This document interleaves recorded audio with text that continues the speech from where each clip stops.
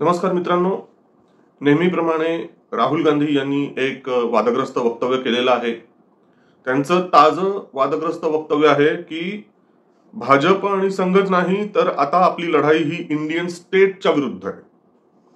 याचा अर्थ असा आहे की आपली लढाई आता भारत स्टेट, इंडियन स्टेट, याचा अर्थ भारतीय राज्य संस्था, थेट भारताच्या विरुद्धच आपली आता लढाई आहे, अशी जाहीर घोषणा, असं जाहीर वक्तव्य राहुल गांधी यांनी केलेलं आहे।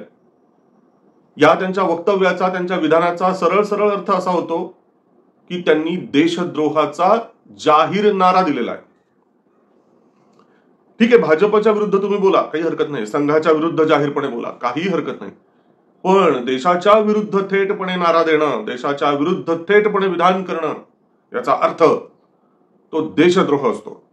आणि असा देशद्रोह आता राहुल गांधी यांनी केलेला आहे। याच्या मागची पूर्वपीठिका काय, राहुल गांधी यांनी नेमकं असं का म्हटलं, याचा उहापोहा आपण करणार आहोत, सगळं ते जाणून घेणार आहोत। पण तत्पूर्वी त्रिशूल RDS या चॅनलवरती नव्याने जॉईन झालेल्या सर्व प्रेक्षकांना मी आवाहन करतो की अजूनपर्यंत आपण जर सबस्क्राईब केलेलं नसेल हा चॅनल तर जरूर सबस्क्राईब करा, या व्हिडिओजना लाईक करा, शेअर करा आणि मोठ्या प्रमाणात व्हायरल करा।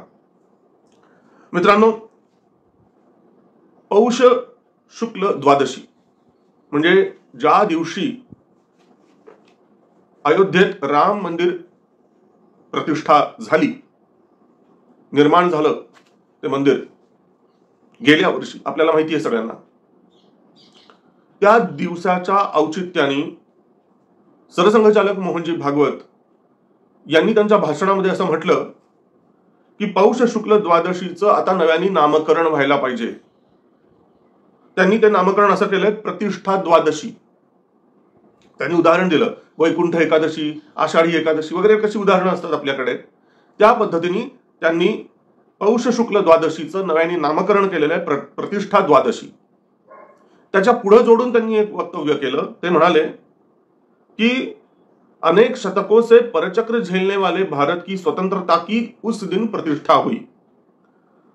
स्वतंत्रता थी किंतु प्रतिष्ठित नहीं हुई थी, और प्रतिष्ठा दिवस के औचित्य से अनेक शतकों से परचक्र झेलने वाली भारत की स्वतंत्रता प्रतिष्ठित हुई। त्या त्यांच्या विधानाचा अर्थ काय, भारत स्वतंत्र होताच, परंतु त्या स्वातंत्र्याची प्रतिष्ठापना, ती स्वतंत्रता प्रतिष्ठित होणं ही गोष्ट जमलेली नव्हती, साध्य झालेली नव्हती, आणि ती कधी झाली, प्रतिष्ठा दिवसाच्या दिवशी झालेली आहे। म्हणजेच गेल्या वर्षी पौष शुक्ल द्वादशीच्या निमित्ताने त्या आपल्या भारतीय स्वातंत्र्याची प्रतिष्ठापना झाली। या विधानाचा प्रतिष्ठा, प्रतिष्ठापना, प्रतिष्ठित होणं या शब्दांचे अर्थच ज्यांना माहिती नाहीत, ज्यांना संस्कृत भाषेचा गंधही नाही, अशा त्या इटालीहून टपकलेल्या लोकांना शब्दाचे चुकीचे अर्थ लावण्याची सवय आहे।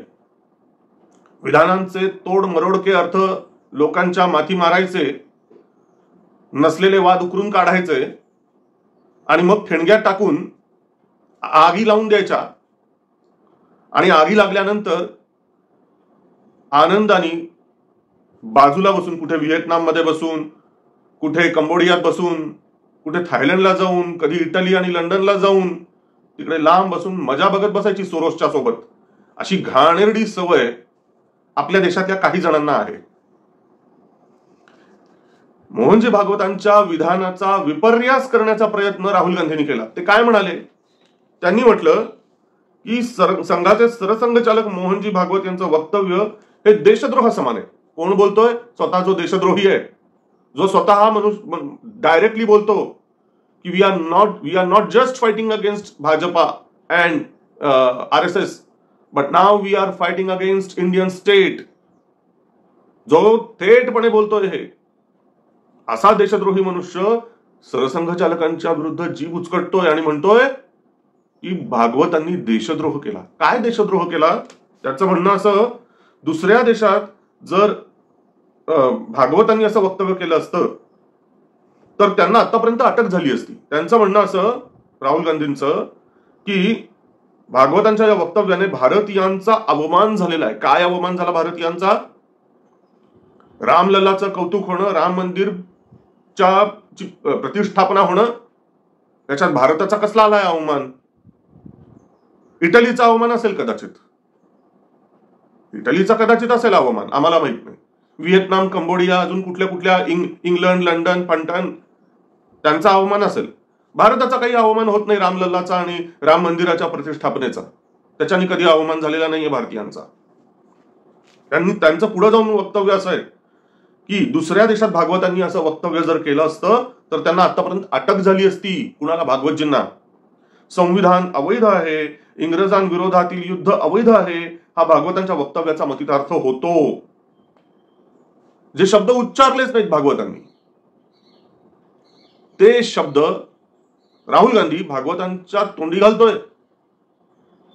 भागवतांनी त्यांच्या भाषणामध्ये असं कुठंही म्हटलं नाही की संविधान अवैध आहे.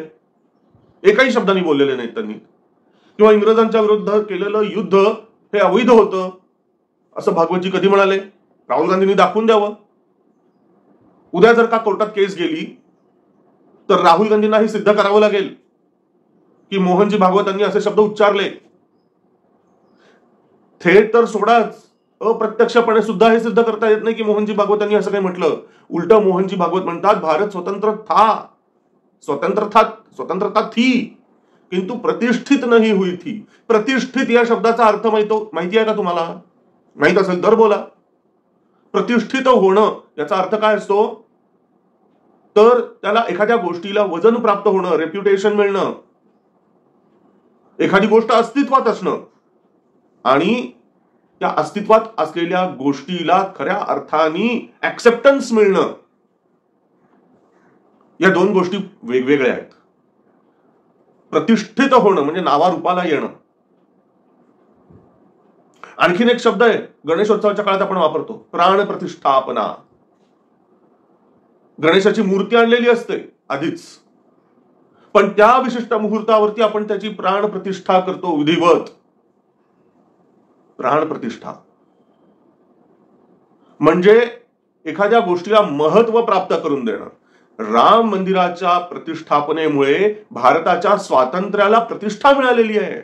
भारताच्या स्वातंत्र्याला आणखीन झळाळी प्राप्त झालेली आहे असं मोहनजी भागवत म्हणतायत. त्यामध्ये भारतीय स्वातंत्र्य चळवळीचा जराही उपमर्द नाही, त्यामध्ये संविधानाचा अवमान अजिबात नाही. मोहनजी भागवत तर शतकानुशतकांच्या विषयी बोलतायत. ते काय गेल्या 40, 50, 70, 60, 70 वर्षांविषयी नाही बोलत आहेत. शतकों से चले आ रहे परचक्र के बारे में वो कह रहे हैं.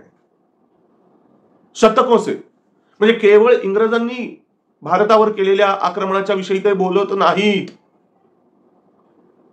ज्ञात इतिहासातल्या, रेकॉर्डेड हिस्ट्रीतल्या, अगदी अलेक्झांडरच्या आक्रमणापासून पुढे शक, कुषाण, हुण आणि मग मोठ्या प्रमाणात जे इस्लामी परचक्र जे आलं तिथं पासून ते इंग्रजांसहित युरोपमधील इतर सत्ता, पोर्तुगीज असतील, डच असतील, फ्रेंच असतील, या सगळ्यांची जी आक्रमणं भारताने जी झेललेली आहेत त्याचा उल्लेख मोहनजी भागवत करतायत. या सर्व परचक्रांच्या विषयी ते बोलतायत. त्याच्यामुळे राहुलजी जरा नीट विचार करा.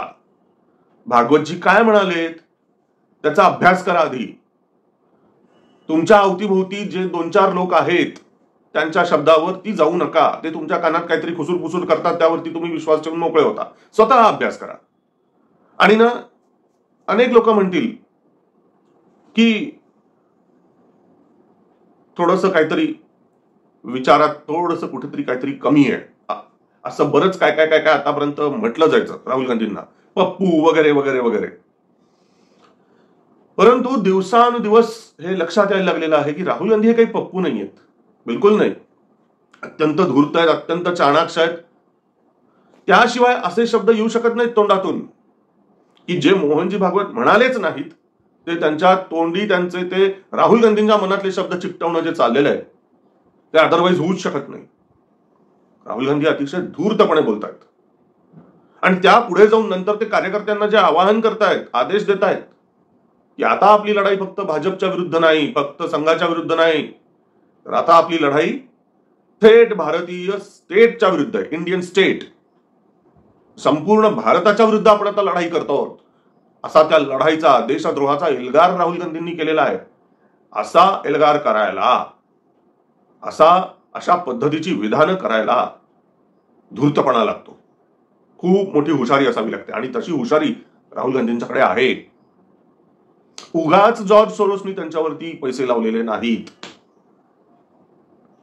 मित्रांनो, त्यामुळे खरं तर मोहन भागवतांच्या अटकेचा प्रश्नच उद्भवत नाही. मोहनजी भागवतांनी संविधानाची कुठेही पायमल्ली केलेली नाही, उपमर्द अवमान केलेला नाही. उलट मी एक पुढे गोष्ट जाऊन सांगतो, संविधान संविधान संविधान करतायत ना राहुल गांधी, ती जी पॉकेट डायरीच्या आकाराची जे संविधान आहे ना, ते तात्पुरतं बाजूला ठेवायचे. मूळ प्रत आहे संविधानाची, मूळ प्रत, त्याच्यामध्ये राम आणि रामायणातल्या विविध प्रसंगांची चित्र चितारलेली आहेत. प्रत्येक पानावर रामायण दिसतं संविधानाच्या मूळ प्रतीत. त्याच्यामुळे संविधान निर्मिती करणाऱ्यांना सुद्धा राम हे महत्वाचे होते. संविधानाची निर्मिती करणारं जे संविधान मंडळ होतं त्यांनीही श्रीरामांचं महत्व, रामायणाचं महत्व ओळखलेलं होतं. त्यामुळे रामाची आणि रामायणाची जेव्हा प्रतिष्ठा होते त्यावेळेला भारताचीही प्रतिष्ठा असते. त्यात भारताचा अवमान होत नसतो, भारतीयांचा अवमान होत नसतो. राहुल गांधींनी हे लक्षात घ्यावं. आणि माझी भारत सरकारला ही नम्र आणि कळकळीची विनंती आहे की राहुल गांधी यांना खरं तर अटक करण्यात यावी, त्यांच्यावर देशद्रोहाचा केस दाखल करण्यात यावी. असो, हा व्हिडिओ इथेच थांबवतो. तुम्हाला हा व्हिडिओ कसा वाटला कमेंट सेक्शन मध्ये जरूर लिहून कळवा. धन्यवाद.